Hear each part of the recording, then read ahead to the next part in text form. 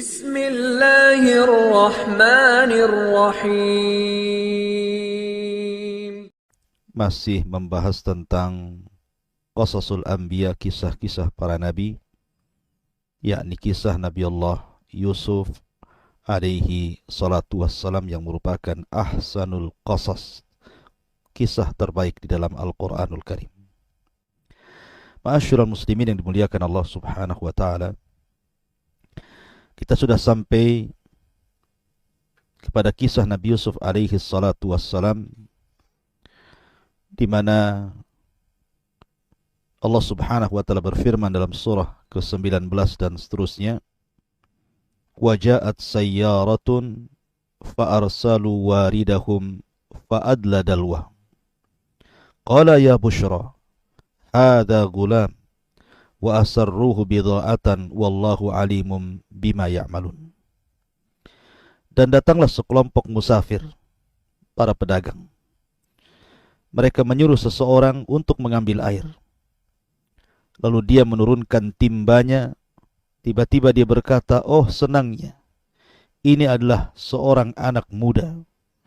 Kemudian mereka pun menyembunyikannya sebagai barang dagangan, dan Allah Maha mengetahui apa yang mereka lakukan. Jadi ketika Nabi Yusuf alaihi salatu wassalam dizalimi karena hasad saudara-saudaranya, dan inilah bahaya hasad. Bahaya hasad itu bisa mencelakakan manusia, bahkan bisa menghilangkan nyawa manusia. 10 saudara Nabi Yusuf alaihi salatu wassalam, mereka hasad kepada Nabi Yusuf alaihi salatu wassalam karena kedudukan Nabi Yusuf di hadapan ayahnya, Nabi Allah Yaqub alaihi salatu wassalam. Karena terlalu dekatnya Nabi Yaqub kepada Yusuf, terlalu sayangnya Nabi Yaqub kepada Yusuf, sehingga menjadi hasad saudara-saudaranya, akhirnya berakhir dengan mencelakakan Nabi Yusuf alaihi salatu wassalam dan dimasukkan ke dalam sumur. Lah sumur ini sumur yang cukup dalam. Bisa saja Nabi Yusuf alaihi salatu wassalam mati dalam sumur itu. Akan tetapi Allah subhanahu wa ta'ala menolong Nabi Yusuf alaihi salatu wassalam. Bayangkan saja 3 hari dalam sumur. Siapa yang tahan? Tetapi karena pertolongan Allah subhanahu wa ta'ala, Nabi Yusuf tetap hidup. Kemudian diutus malaikat Jibril, kemudian menghibur Nabi Yusuf alaihi salatu wassalam dalam sumur itu. Kemudian Jibril pun menghabarkan segala sesuatu yang akan terjadi setelah Yusuf dalam sumur ini. Bahwa dia nanti akan diambil para musafir, kemudian akan dijual, kemudian yang membelinya adalah seorang yang sangat kaya, pejabat nomor 2 Mesir. Kemudian dia pun akan mengalami fitnah dari istrinya kelak setelah besar, dan begitu seterusnya dihabarkan.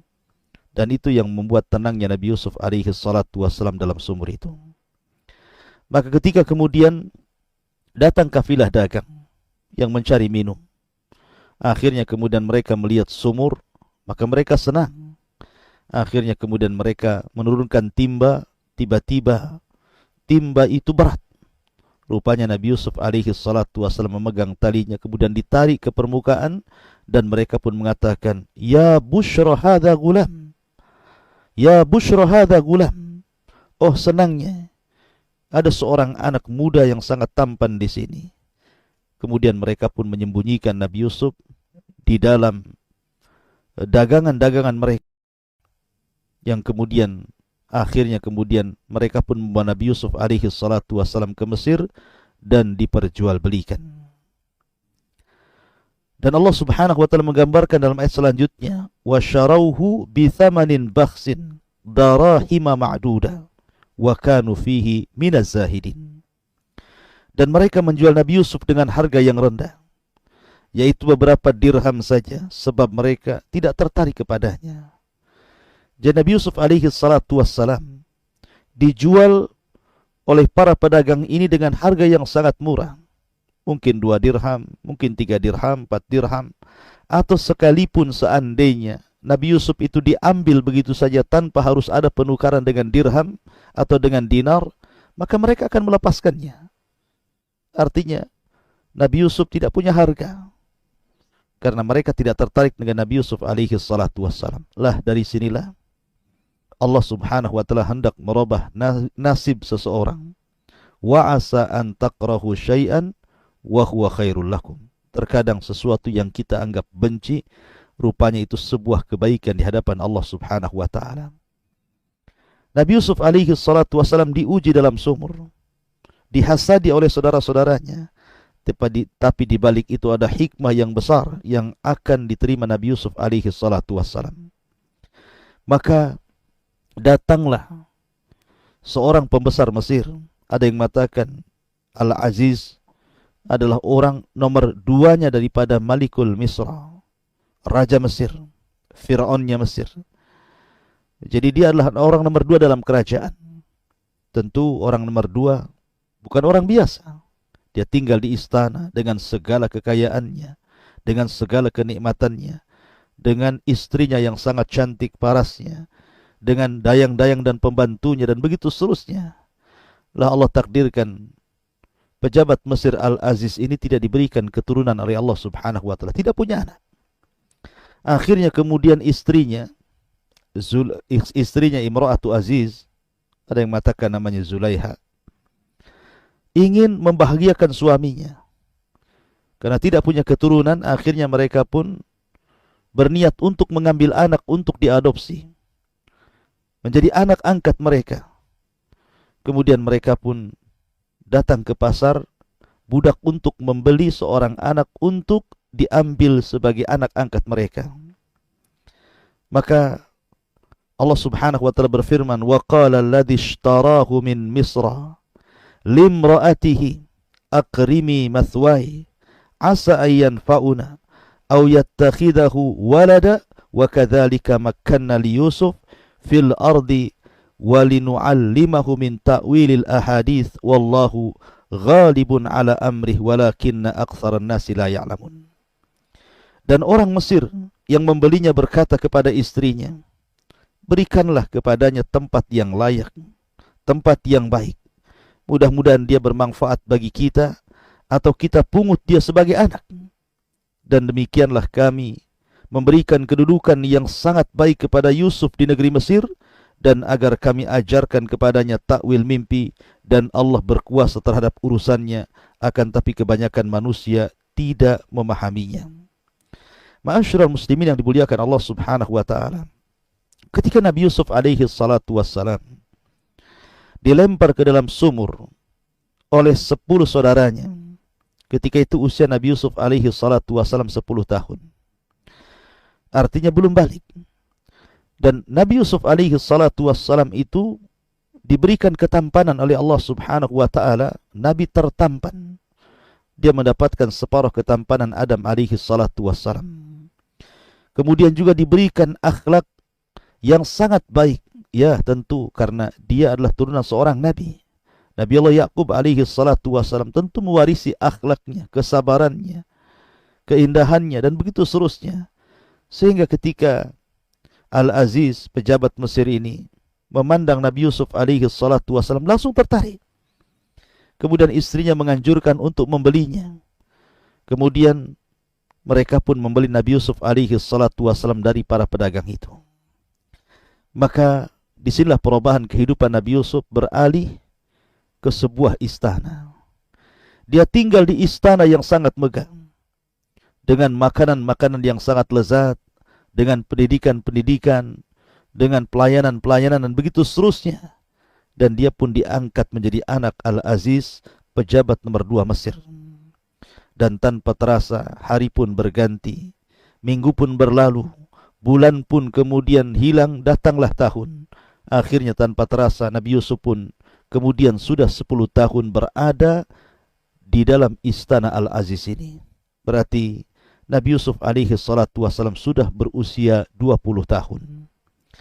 Maka ketampanan Nabi Yusuf alaihi salatu wassalam semakin tampak. Bersihnya wajahnya, bersihnya badannya, tampannya, akhlaknya, senyumnya, dan begitu seterusnya. Itu pula yang menjadikan kemudian istri Al-Aziz bukannya sayang, malah kemudian tertarik dan jatuh cinta kepada Nabi Yusuf alaihi salatu wassalam. Akhirnya karena dia tidak mendapatkan pelayanan, kepuasan dari suaminya, maka dia pun kemudian ingin memuaskan dirinya dan hendak melakukan perzinahan dengan Nabi Yusuf alaihi salatu wassalam. Mulailah dia membuat makar bagaimana caranya dia mendapatkan Nabi Yusuf dan bisa melampiaskan syahwatnya. Allah Subhanahu wa taala berfirman, وراودته التي هو في بيتها عن نفسه وغلقت الأبواب وقالت حيت لك قال معاذ الله إنه ربي أحسن مثواي إنه لا يفلح الظالمون. Dan perempuan, maksudnya yang dia tinggal di rumahnya, maksudnya istri daripada Al-Aziz Zulaikha ini, menggoda Nabi Yusuf alaihi salatu wassalam. Kemudian dia menutup pintu-pintunya, mengunci jendela-jendelanya. Kemudian dia pun berkata kepada Nabi Yusuf alaihi salatu wassalam, "Hai talak, mendekatlah kemari, mendekatlah kepadaku." Tapi Yusuf alaihi salatu wassalam kemudian berkata, "Aku berlindung kepada Allah. Sungguh Tuanku telah memperlakukan diriku dengan baik, dan sesungguhnya orang-orang zalim itu tidak akan beruntung." Nabi Yusuf alaihi salatu wassalam menolak ajakan daripada istri Al-Aziz ini. Tentu bagaimanapun dia sudah banyak berjasa kepada dirinya. Al-Aziz sudah banyak berjasa kepada dirinya, membesarkan dirinya, memberikan makanan yang bergizi, pendidikan dan begitu seterusnya. Tidak mungkin dia mengkhianati kebaikan manusia. Karena bagaimanapun seorang muslim, kita dalam Islam saja tidak boleh melupakan kebaikan orang. Dan itu ajaran Nabi SAW. Nabi tidak pernah melupakan kebaikan manusia. Bahkan ketika orang-orang Ansar dalam pembagian ghanimah yang dilakukan Nabi SAW pasca perang Hunain, orang-orang Ansar ini, mereka merasa cemburu karena Nabi SAW membagi-bagikan ghanimah kepada orang-orang muhajirin lebih banyak dibandingkan kepada mereka. Sehingga akhirnya kemudian mereka pun kecil hati dan menganggap sesuatu yang dilakukan Nabi SAW kurang benar. Tapi kemudian Nabi SAW mengingatkan kebaikan mereka. Karena Nabi tidak pernah melupakan kebaikan mereka. Nabi SAW mengatakan, kalau seandainya kalian bicara pasti benar dan pasti kebenarkan. Kemudian Nabi memuji orang-orang Ansar karena kebaikan mereka. Begitulah Nabi SAW tidak pernah melupakan kebaikan.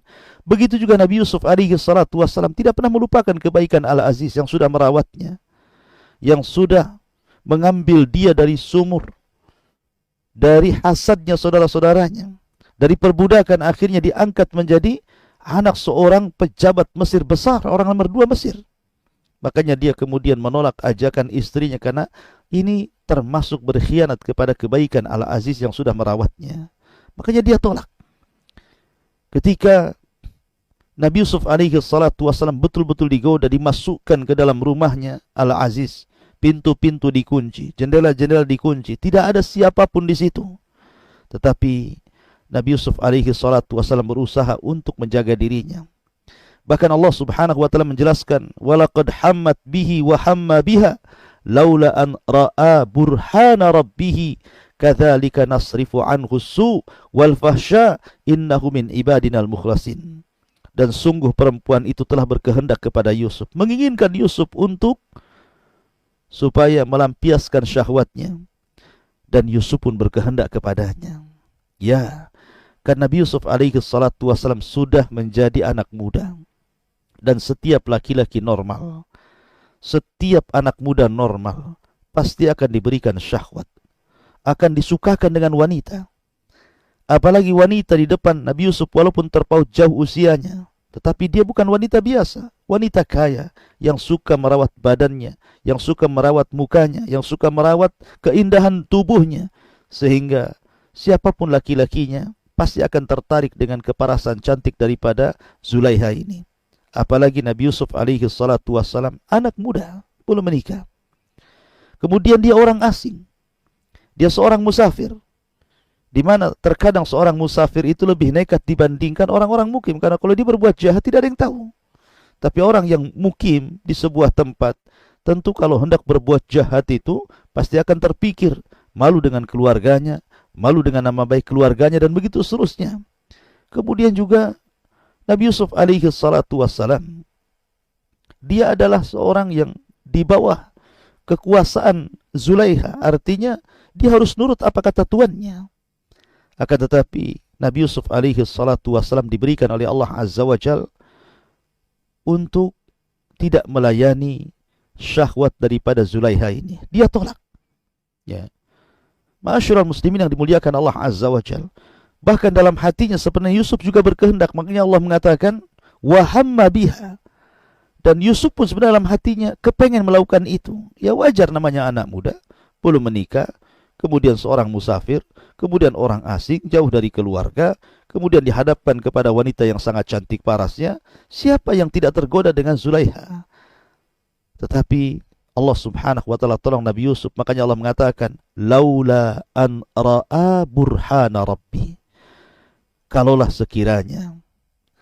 Kalau sekiranya dia tidak melihat tanda-tanda dari Tuhannya yang demikian besar, kemudian kami palingkan darinya keburukan dan kekejian, sungguh dia Yusuf termasuk hamba-hamba yang terpilih.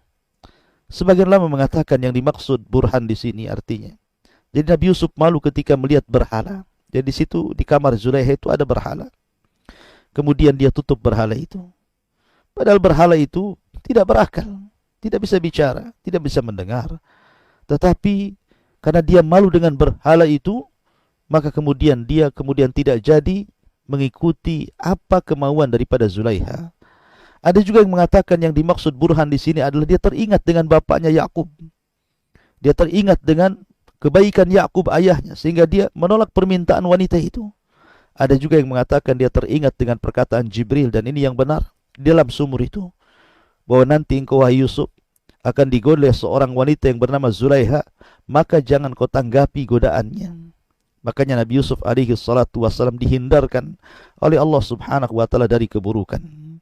Ma'asyiral muslimin yang dimuliakan Allah Azza wa Jalla. Tapi lihat bagaimana wanita yang sudah tergila-gila dengan Nabi Yusuf ini.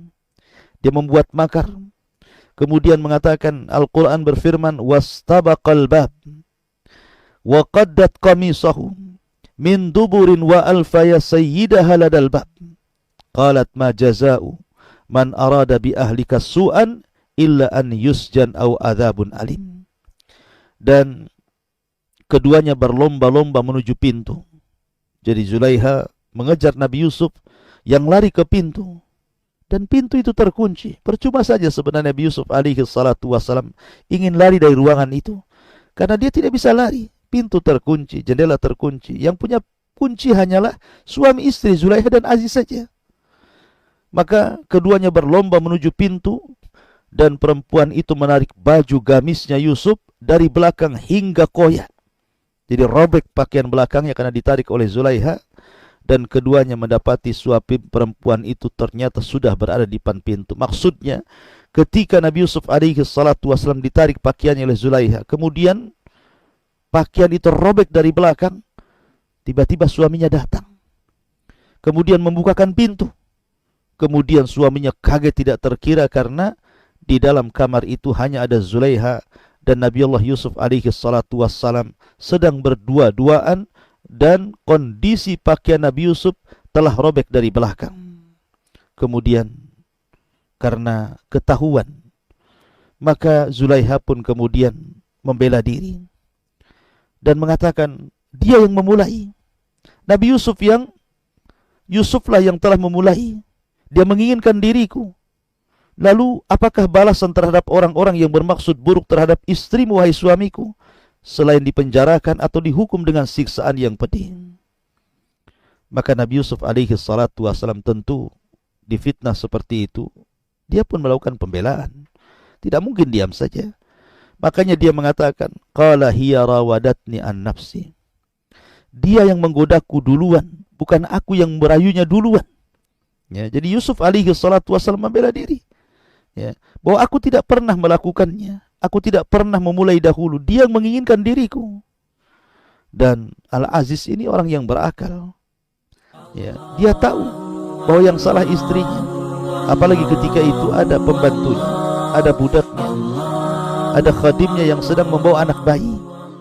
Tiba-tiba anak bayi itu bisa bicara. Allah Subhanahu wa taala buat dia bisa bicara. Itulah yang Allah firmankan, wa syahida syahidum min ahliha, wa syahida syahidum min ahliha, dan bersaksilah. Orang yang bersaksi itu memberikan kesaksian, kemudian bicara bahwa yang benar adalah Yusuf dan yang salah adalah Zulaiha. Dan syahidah syahid maksudnya orang yang bersaksi ini adalah bayi kecil yang belum bisa bicara, tapi Allah buat dia bicara.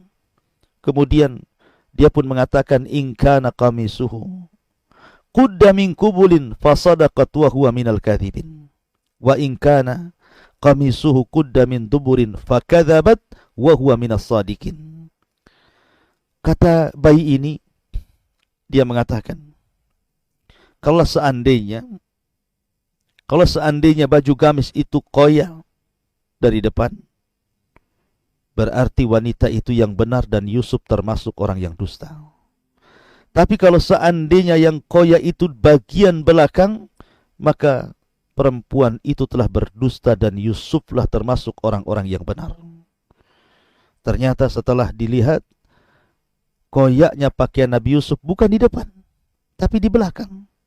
Menunjukkan bahwa Yusuf tidak salah, karena dia tidak melakukan hal apapun. Zulaiha yang memulai, yang kemudian menarik baju Nabi Yusuf dari belakang, kemudian koyak.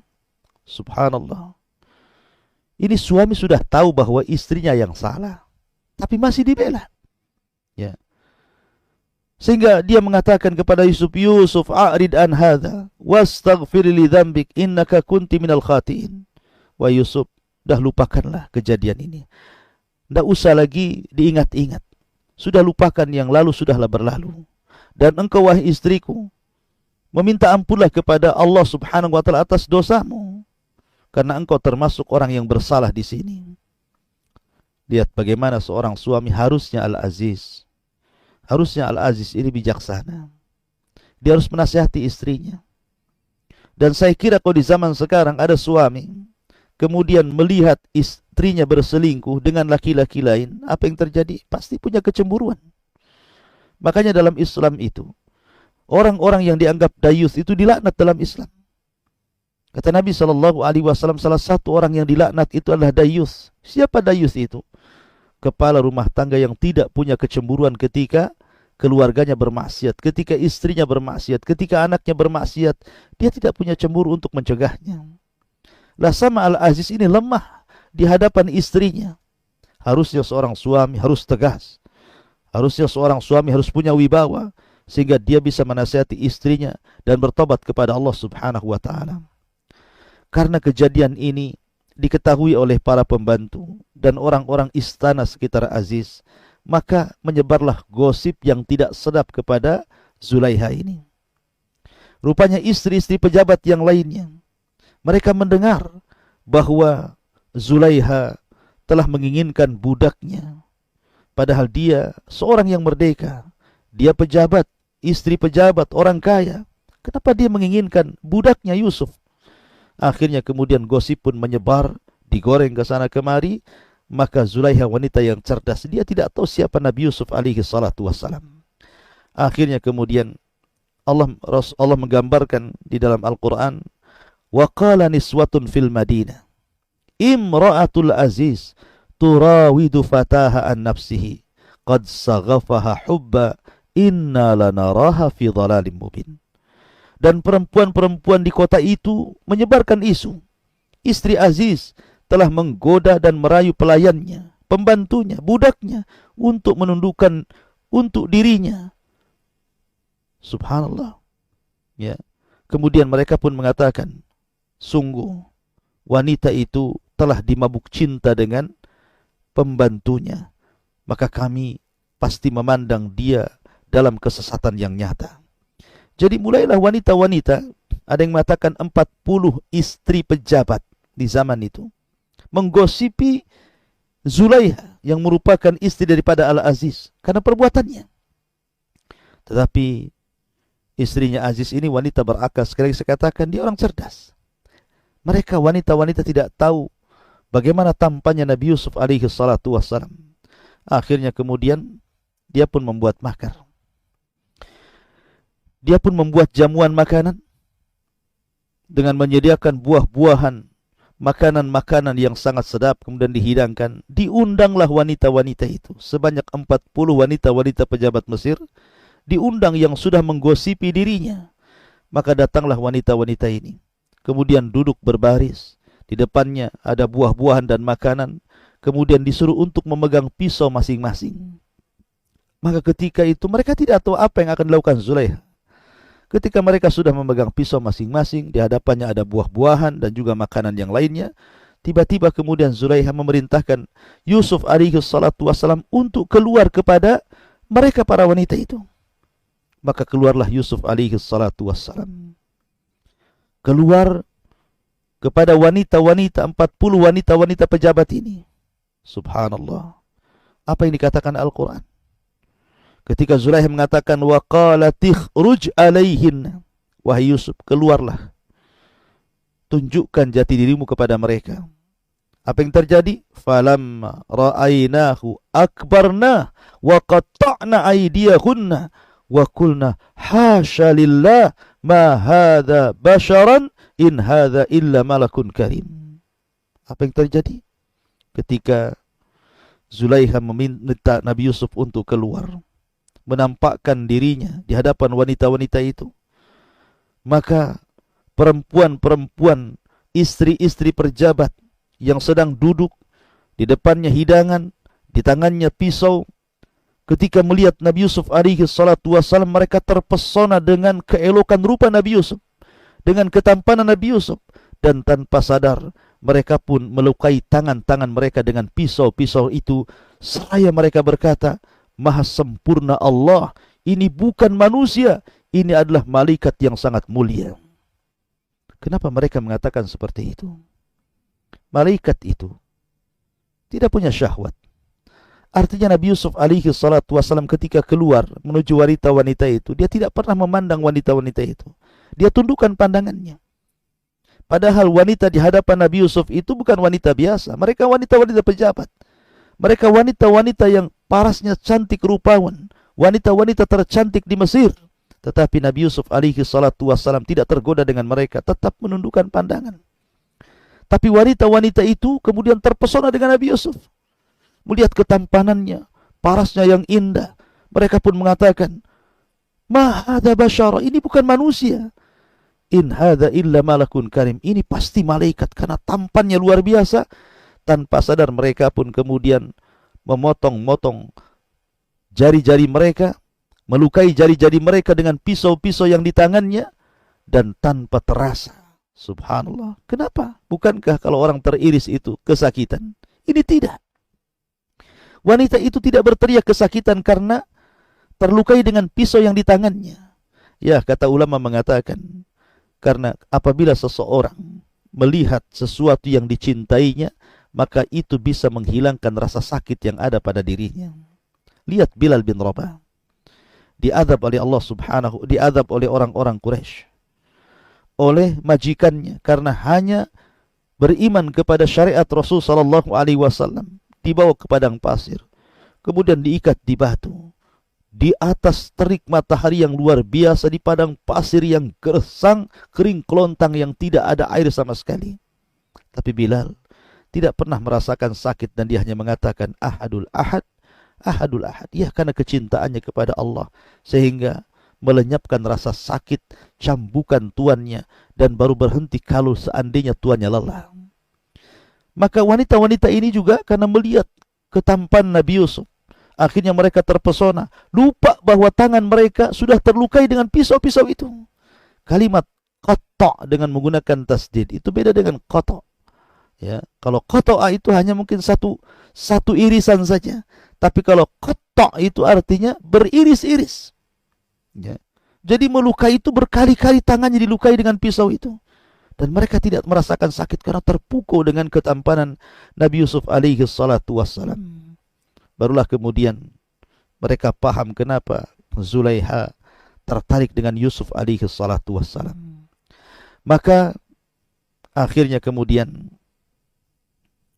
setelah itu terjadi, barulah kemudian Zulaikha mengatakan, qalat fadzalikunna alladhi lumtunnani fihi walaqad rawattuhu an nafsi fasta'sam wala illam yaf'al ma amuruhu la yusjananna wala yakunanna minas saghirin. Dan istrinya Al-Aziz berkata, itulah orangnya yang menyebabkan kamu mencela aku karena aku tertarik kepadanya. Dan sungguh aku telah menggoda untuk menundukkan dirinya, tapi dia menolaknya. Yusuf menolaknya. Ya, karena dia tahu bahwa perbuatan itu tidak benar. Perbuatan itu perbuatan fahsya wal munkar. Perbuatan itu tidak menunjukkan akhlak untuk membalas kebaikan Al-Aziz. Makanya Nabi Yusuf alaihi salatu wassalam menolak itu. Dan seorang Nabi maksum akan dijaga oleh Allah subhanahu wa ta'ala. Lah ketika kemudian Zulaiha sudah menggoda Nabi Yusuf dengan cara yang halus, tidak bisa juga. Mulailah dia menggoda Nabi Yusuf dengan cara yang kasar, dengan cara mengancam Nabi Yusuf alaihi salatu wassalam, dan mengatakan jika dia tidak melakukan apa yang aku perintahkan, niscaya dia akan dipenjarakan dan dia akan menjadi orang yang hina. Dia tidak boleh lagi tinggal di istanaku. Dia harus masuk penjara. Tetapi Nabi Yusuf alaihi salatu wassalam tetap menolaknya dan mengatakan, qala rabbi as-sijnu ahabbu ilayya mimma yad'unani ilaih wa illa tasrif anni kaidahun.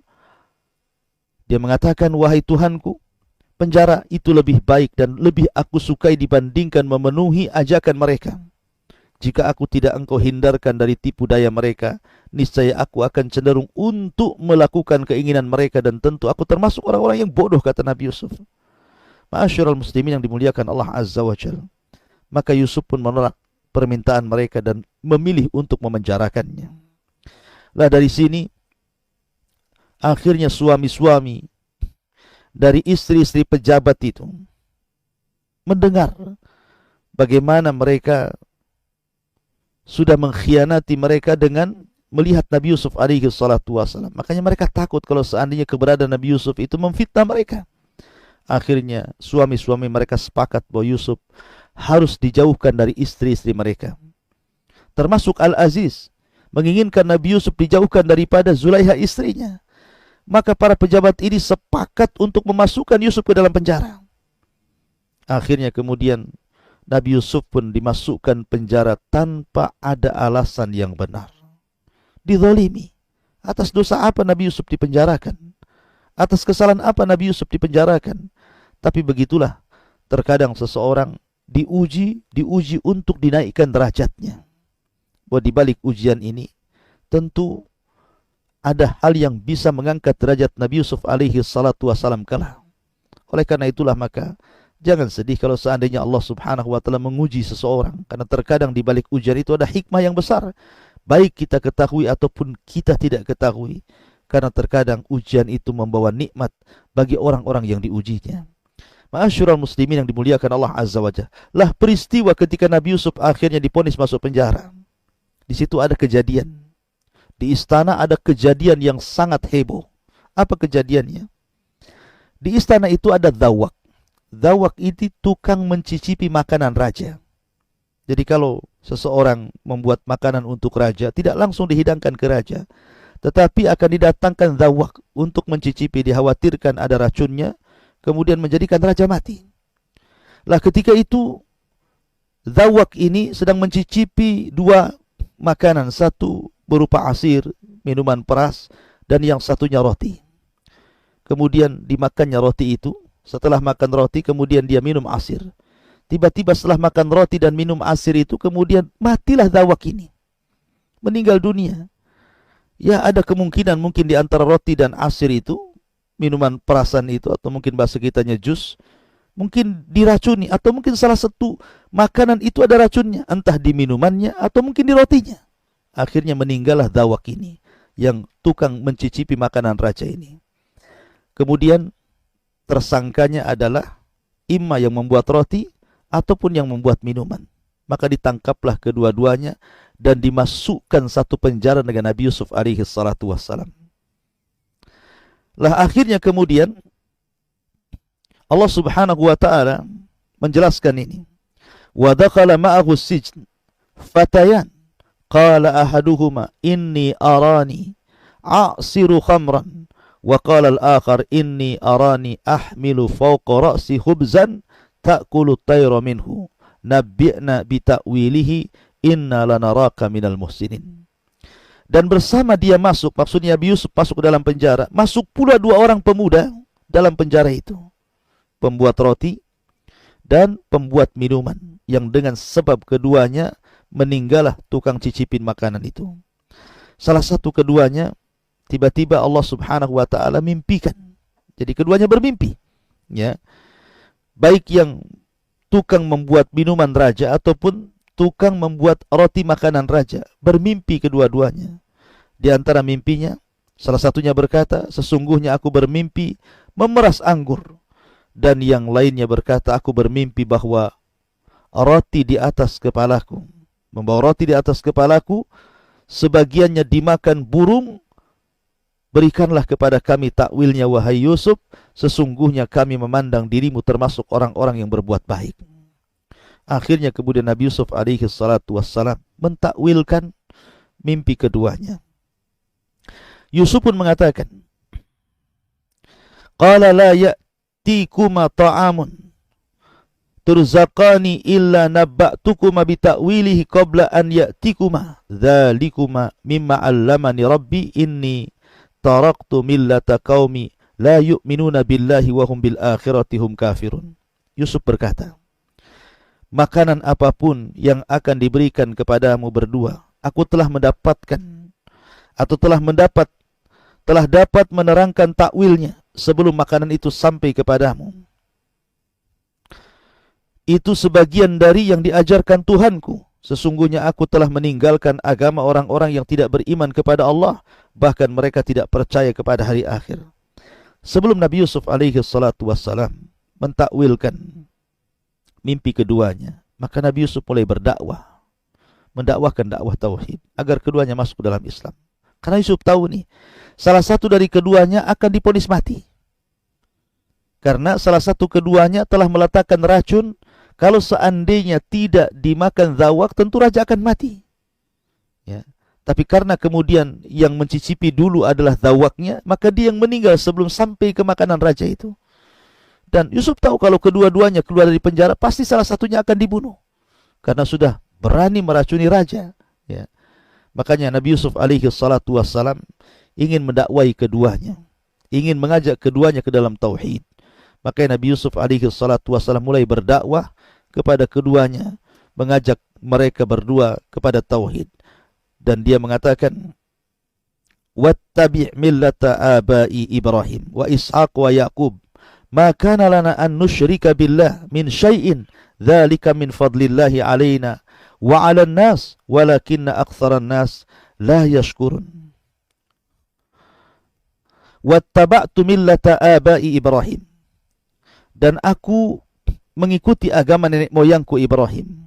Wattaba'tu millata abai Ibrahim, kemudian juga Ishak, kemudian Yakub. Tidak pantas bagi kami para nabi mempersekutukan sesuatu apapun dengan Allah.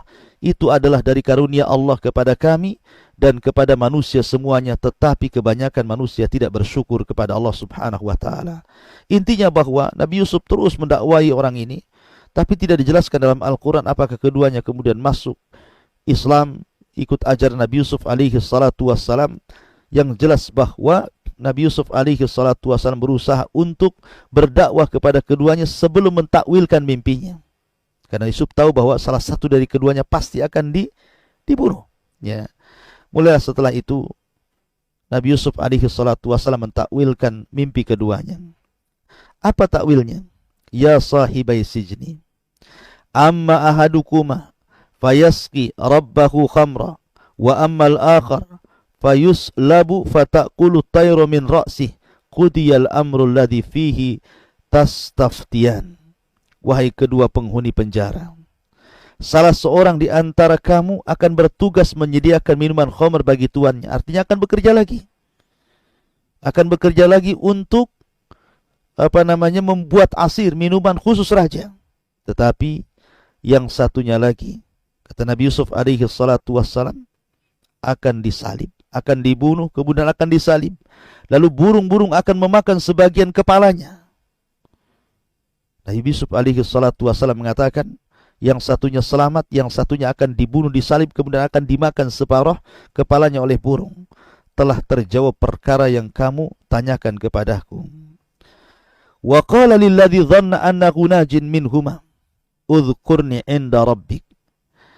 Dan dia pun Yusuf berkata kepada orang yang diketahuinya akan selamat di antara mereka berdua, terangkanlah kepadaku kepada Tuanmu. Nanti kalau kau sudah keluar dari penjara, jelaskan bahwa aku yang mentakwilkan mimpi kalian berdua.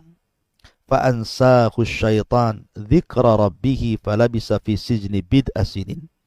Maka setan menjadikan dia lupa untuk menerangkan kepada Yusuf, kepada tuannya. Karena itu Yusuf tetap dalam penjara beberapa tahun lamanya. Artinya bahwa Nabi Yusuf alaihi salatu wassalam setelah memberikan takwil mimpi itu, berharap dengan kemudian bagi orang yang selamat ini menceritakan perkara itu kepada tuannya, kepada rajanya, mudah-mudahan dia bisa keluar dari penjara. Akan tetapi Allah takdirkan keinginan Nabi Yusuf tidak sebagaimana keinginan Allah subhanahu wa ta'ala. Allah ingin menyelamatkan Nabi Yusuf dengan dirinya sendiri. Allah yang akan menyelamatkan nanti. Ya. Dengan cara apa? Dengan cara takwil mimpi. Jadi ketika betul-betul dua orang di penjara ini keluar, maka apa yang ditakwilkan oleh Nabi Yusuf alaihi salatu wasallam menjadi kenyataan. Rupanya yang menaruh racun kepada makanan itu adalah pembuat roti itu. Jadi dia membuat roti, hendak membunuh raja dengan cara meletakkan racun. Tetapi kemudian roti itu kemudian dicicipi oleh Zawak, maka Zawaklah kemudian yang meninggal dunia. Akhirnya setelah keluar penjara dia pun dieksekusi mati, kemudian disalib, dan sebagian kepalanya dimakan burung, persis seperti takwilnya Nabi Yusuf alaihi salatu wasallam. Adapun yang suka membuat air, suka membuat asir, selamat, sehingga tidak dibunuh karena tidak berbuat jahat, tidak meletakkan racun untuk raja. Akhirnya kemudian dia pun lupa nasihat Nabi Yusuf alaihi salatu wasallam. Akhirnya Yusuf pun terpaksa harus mendekam di penjara lebih lama lagi, sampai 10 tahun. Setelah kejadian itu, Nabi Yusuf alaihi salatu wasallam tetap dalam penjara. Subhanallah. Di penjara tanpa ada salah, di penjara tanpa ada alasan. Ini kezaliman. Ya, hasadnya para pejabat Mesir. Ya, karena dikhawatirkan kemudian wanita-wanita itu tertarik dan terpesona dengan Nabi Yusuf alaihi salatu wasallam. Ini kezaliman. Ya. Lah ketika itu Allah subhanahu wa ta'ala takdirkan sang raja bermimpi. Sang raja bermimpi. Makanya saya katakan kisah Nabi Yusuf ini unik. Permulaan kisah bicara mimpi, dan sekarang kita masuk pertengahan kisah juga bicara mimpi. Ya. Dan nanti di akhir kisah pun bicara mimpi. Lah, sang raja ini bermimpi. Apa mimpinya? Wa qala al-maliku inni ara sab'a baqaratin siman ya'kuluhunna sab'u ijaf wa sab'a sumbulatin khudrin wa ukhra yabisat ya ayyuhal mala'u uftuni fi ru'yaya in kuntum li ru'yaya ta'burun qalu adghasu ahlamin wa ma nahnu bi ta'wilil ahlami bi'alimin. Dan raja pun berkata kepada para pemukanya, sesungguhnya aku bermimpi semalam melihat 7 ekor sapi betina yang gemuk dimakan oleh 7 ekor sapi betina yang kurus. Subhanallah, ini mimpinya aneh. Harusnya yang gemuk memakan yang kurus, ini pula yang kurus memakan yang gemuk. Ya. Dan sapi itu tidak mungkin memakan sapi. Mana ada sapi makan sapi? Sapi bukan kanibal. Sapi bukan pemakan daging. Sapi itu pemakan rumput. Maka yang mimpinya aneh. Ya. Kata raja, dia mengatakan, sesungguhnya aku bermimpi melihat 7 ekor sapi betina yang gemuk dimakan oleh 7 ekor sapi betina yang kurus. Bukan itu saja, 7 tangkai gandum yang hijau kemudian menyatu dengan 7 tangkai yang lainnya yang kering. Kemudian raja mengatakan, wahai para pemuka, terangkanlah kepadaku tentang takwil mimpiku ini, jika kalian bisa mentakwilkan mimpiku.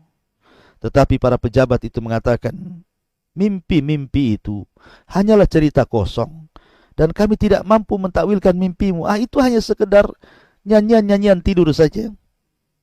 Itu hanya bunga-bunga tidur saja. Tidak usah didengar wahai raja.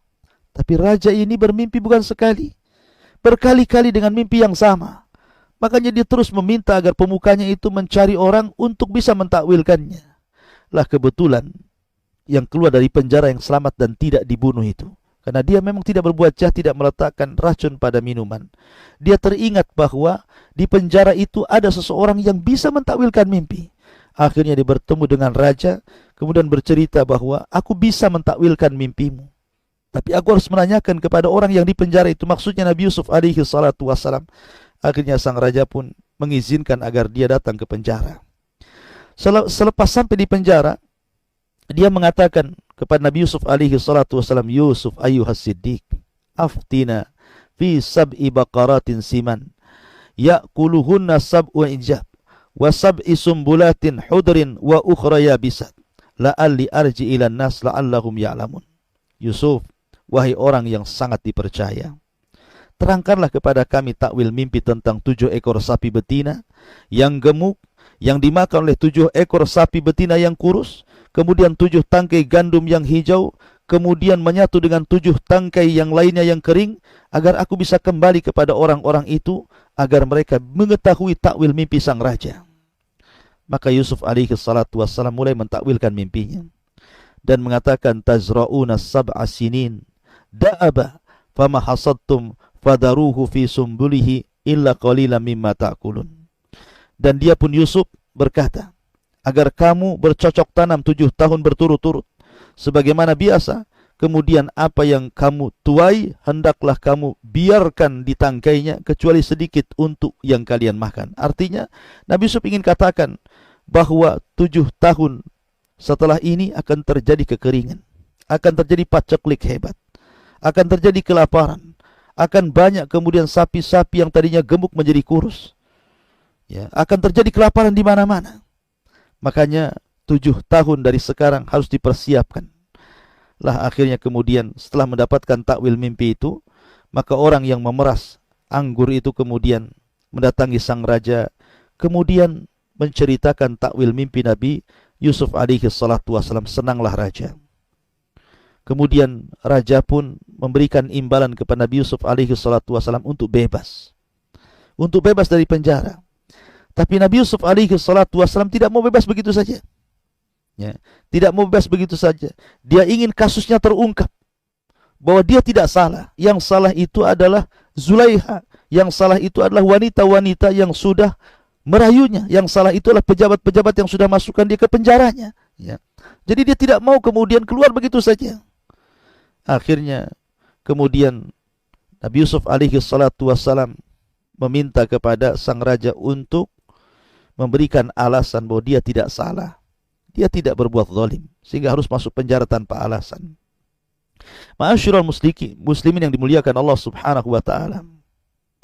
Kemudian dipanggillah oleh sang raja ini Zulaiha, kemudian 40 wanita-wanita pejabat, termasuk juga suami-suaminya. Ya, kemudian ditanya, raja langsung yang mengadili ini dan mengatakan, ma khatbukunna id rawattunna Yusuf an nafsihi kulna hasya lillah ma alimna alaihi min su. Qalat imra'atul aziz al-ana khasal haq ana rawattuhu an nafsi wa annahu laminas sadiqin. Raja pun berkata kepada perempuan-perempuan itu, bagaimana keadaanmu ketika kamu menggoda Yusuf untuk menundukkan dirinya kepada kalian? Mereka berkata, Maha sempurna Allah, kami tidak mengetahui sesuatu keburukan darinya. Lalu istri Aziz mengatakan, sekarang jelaslah kebenaran itu, akulah yang menggoda dan merayunya, dan sesungguhnya dia termasuk orang-orang yang benar. Dari sini terungkap kasusnya. Karena bagaimanapun ketika wanita-wanita itu merayu Nabi Yusuf alaihi salatu wassalam, ada bukti di tangan-tangan mereka, berupa luka-luka pisau-pisau, goresan-goresan pisau berkali-kali. Sehingga luka-luka itu tidak mungkin kemudian hilang begitu saja. Dan itu menjadi bukti bahwa mereka yang salah menggoda Nabi Yusuf, hendak menjerumuskan Yusuf kepada keburukan. Ya, tetapi wanita-wanita itu tidak mengakui, kecuali Zulaiha. Betul-betul dia bersaksi dengan saksi yang jujur dan mengatakan, memang aku yang salah, aku yang menggodanya. Lah kejadian ini ma'asyiral muslimin tentu menghebohkan istana. Ya, Akhirnya para suami pun mereka marah kepada istri-istri mereka. Dan Nabi Yusuf alaihi salatu wassalam pun akhirnya terbebas dari penjara dan Allah yang mengeluarkannya. Dengan apa? Dengan ilmu Nabi Yusuf alaihi salatu wassalam berupa mampu mentakwilkan mimpi. Dari sini menunjukkan fadilah ilmu. Kalau seandainya Nabi Yusuf tidak memiliki ilmu, tentu dia akan selamanya hidup dalam penjara. Tapi karena dia memiliki ilmu, dengan ilmu itulah dia bisa keluar dari penjara. Maka penting seseorang itu talabul ilmi, menuntut ilmu. Karena ilmu itu bisa menghindarkan seseorang dari keburukan. Seperti Nabi Yusuf alaihi salatu wassalam, maka kondisi kerajaan pun berbeda. Karena Yusuf alaihi salatu wassalam bukan hanya mampu mentakwilkan mimpi, tapi dia juga mampu dan diberikan kepiawaian untuk mengelola sebuah perekonomian negara. Maka dengan kejadian itu raja pun kemudian merubah posisi-posisi pejabat-pejabat itu. Dan kemudian Nabi Yusuf alaihi salatu wasallam diberikan kedudukan oleh sang raja, sampai sang raja mengatakan wa qala al-maliku tuni bihi astakhlisuhu li nafsi. Falamma kallamahu qala innaka al-yawm ladaina makinun amin. Dan sang raja berkata bahwa bawalah Yusuf kepadaku agar aku memilih dia sebagai orang yang dekat kepadaku. Dia sudah jadi orang pilihanku. Ketika sang raja telah berdialog dengan Nabi Yusuf, dia pun berkata, sesungguhnya kamu mulai hari ini menjadi orang yang berkedudukan tinggi di lingkungan kami dan engkau orang yang paling dipercaya. Artinya, ketika kemudian raja berdialog tentang soal takwil mimpi, kemudian Nabi Yusuf alaihi salatu wassalam menjelaskan takwilnya bahwa di masa depan akan terjadi begini. Kemudian solusinya begini. Sehingga raja tertarik dengan Nabi Yusuf alaihi salatu wassalam dengan masalah yang diterangkannya. Kemudian juga keluar permasalahan, artinya mengeluarkan dari permasalahan besar. Yusuf tahu. Dari situlah raja kemudian menjadikan Nabi Yusuf alaihi salatu wassalam diberikan kedudukan tinggi di hadapan sang raja. Makanya raja mengatakan, sekarang kau mau apa? Mau kutempatkan di mana? Kau mau jabatan apa? Ya. Makanya Yusuf alaihi salatu wasallam mengatakan, qala ij'alni ala khazainil ard inni hafidhun alim. Yusuf pun berkata, jadikanlah aku bendaharawan negara Mesir, karena sesungguhnya aku adalah orang yang pandai menjaga dan mengetahuinya. Karena begini, tentu posisi bendaharawan yang memegang harta kekayaan negara tentu tidak sembarang. Ya, karena bisa saja mungkin seseorang itu salah kelola, diberikan kepada orang yang tidak layak, ataupun harusnya diberikan kepada yang layak kemudian diberikan yang tidak layak, atau mungkin korupsi dan begitu seterusnya. Tapi Nabi Yusuf alaihi salatu wasallam punya kepercayaan dia sanggup untuk memegang jabatan itu. Karena dia hafidun alim, bisa atau pandai menjaga, dan dia mengetahui cara bagaimana mengelola harta negara supaya tidak hilang dan berkembang. Akhirnya kemudian sang raja pun mengangkat Nabi Yusuf alaihi salatu wasallam. Dialah menjadi orang yang kedua setelah raja yang sebelumnya Al-Aziz diturunkan jabatannya. Yusuf naik pula jabatannya menjadi bendaharawan negara, mungkin bahasa kita mungkin menteri ekonomi atau apalah, menteri keuangan gitu ya, yang memegang harta kerajaan. Ma'asyiral muslimin yang dimuliakan Allah Subhanahu wa taala. Maka dari sini berubahlah nasib Nabi Yusuf alaihi salatu wassalam. Wa asa an takrahu syai'an wa huwa khairul lakum. Terkadang sesuatu yang Anda anggap benci itu rupanya sebuah kebaikan. Ujian demi ujian ditimpakan Allah kepada Nabi Yusuf alaihi salatu wassalam, mulai daripada hasadnya 10 saudaranya, kemudian memasukkan Nabi Yusuf ke dalam sumur, kemudian dibawa oleh para pedagang, kemudian dijual dengan cara murah, kemudian mendapatkan ujian, dirayu, digoda oleh perempuan aziz dan para perempuan pejabat-pejabat Mesir, akhirnya harus masuk mendekam di penjara selama bertahun-tahun tanpa ada alasan yang benar. Tetapi dengan kesabarannya, Nabi Yusuf alaihi salatu wasallam diangkat derajatnya oleh Allah, dan sekarang dia menjadi bendaharawan Mesir, menjadi orang yang menentukan nasib perekonomian Mesir 7 tahun ke depan, bahkan mungkin puluhan tahun ke depan. dan Nabi Yusuf alaihi salatu wassalam berhasil sehingga raja sangat percaya dengan Nabi Yusuf alaihi salatu wassalam. Lalu apa yang terjadi? Setelah Nabi Yusuf alaihi salatu wassalam memegang bendaharawan Mesir, apa yang terjadi dengan ayahnya Yakub alaihi salatu wassalam? Apa yang terjadi dengan saudara-saudaranya Yusuf alaihi salatu wassalam? Tentu ini pembahasan yang sangat panjang. Nanti insyaallah kita akan lanjutkan lain kesempatan.